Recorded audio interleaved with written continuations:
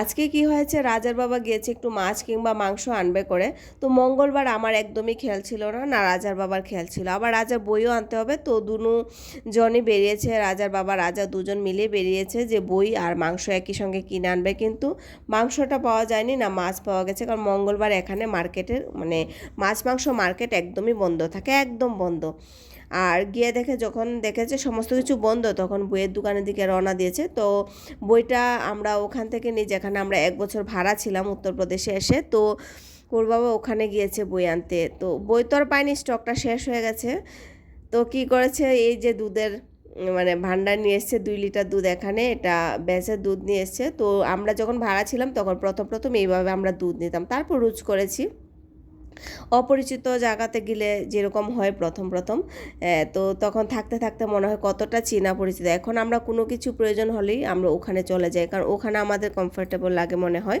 তো সেরকমটাই দুধ এনেছে। এসে আমি তো প্যাকেটটা দেখি বুঝতে পেরেছি, আর কত প্যাকেট এরকমভাবে আমি ডাস্টবিনে, যে সিঙ্কের ডাস্টবিন আসে সেখানে আমি ফেলেছি। কারণ দুইটা তো আমার ডাস্টবিন, একটা সিঙ্কের সঙ্গে থাকে আর একটা শুকনা থাকে। তো সেরকম দিন চলে যায়, কিন্তু কথা কিন্তু আমাদের মনে থাকে সত্যি। তো যাই হোক, আর এদিকে ভাবলাম যেহেতু রাতে রান্না নেই, দুপুরবেলা সেরে নিয়েছিলাম, শুধু ভাত বানিয়েছি। তো ভাবলাম একটু মানে বান বানাই ঘরের মধ্যে। তো ওর বাবাও ঘরে, আর এই যে আমাদের ইস্টটা না মানে শেষ হয়ে যাবে প্রায়, তো কতটুকু বাকি আছে। তো ভাবলাম ওর বাবাকে বলি চলো আমরা দুজনে মিলে বানিয়ে নিই, তাহলে কি বলুন তো, যদি বানিয়ে নিই সকালে স্কুলে আমি দিতে পারবো, আর এত টেনশন থাকে না। আর তাছাড়া খেতেও আমার ইচ্ছে করছে, এখন শ্রাবণে না প্রচুর বৃষ্টি এখন এইদিকে হচ্ছে।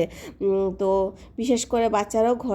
আর এদিকে আমি কি করলাম, ওটিজির উপরে জিনিসগুলো একটু সরিয়ে দিই, যেহেতু আমার র্যাক নেই এখানে, তো ওটিজির উপরে জিনিসপত্রটি রাখি।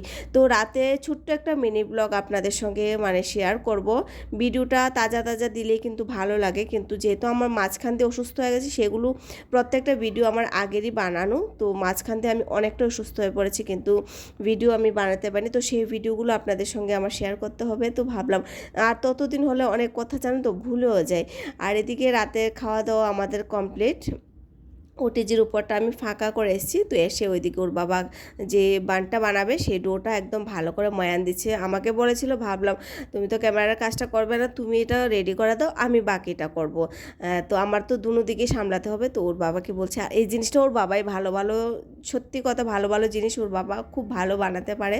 যেদিন ফ্রি থাকে ওর বাবা বাইরে যায় না, ঘরে বসে কোনো না কোনো কিছু আমরা রেসিপি ঘরের মধ্যে ট্রাই করি, আর ভালো লাগে, বাচ্চারা ভীষণ খুশি হয়।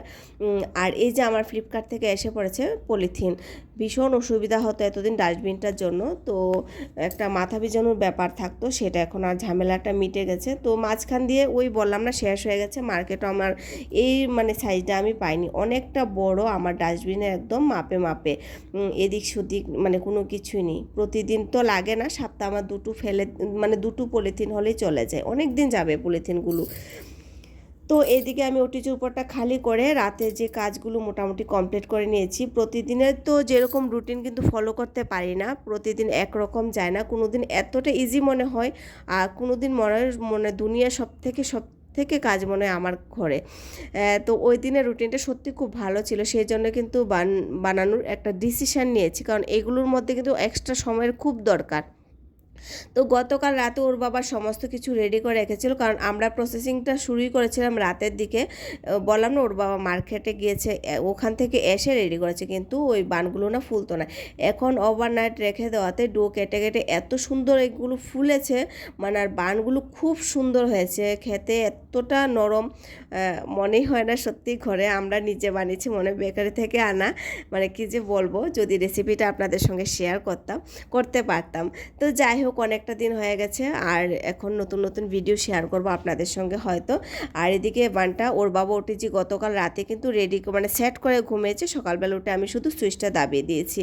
আর এখানে সকালে যে প্রসেসিংটা সেটা আমি করেছি, ওর বাবা তো ঘুমাচ্ছে, বাচ্চারা স্কুলে যাবে, আজকে ওরা স্মুদি খেয়ে যাবে, ম্যাঙ্গো দিয়ে দুধ দিয়ে একটা স্মুদি বানিয়ে দেবো। আর এই যে এদিকে আমি বান খেয়েও যাবে, ওরা একটু বেশি করে নিয়েও যাবে।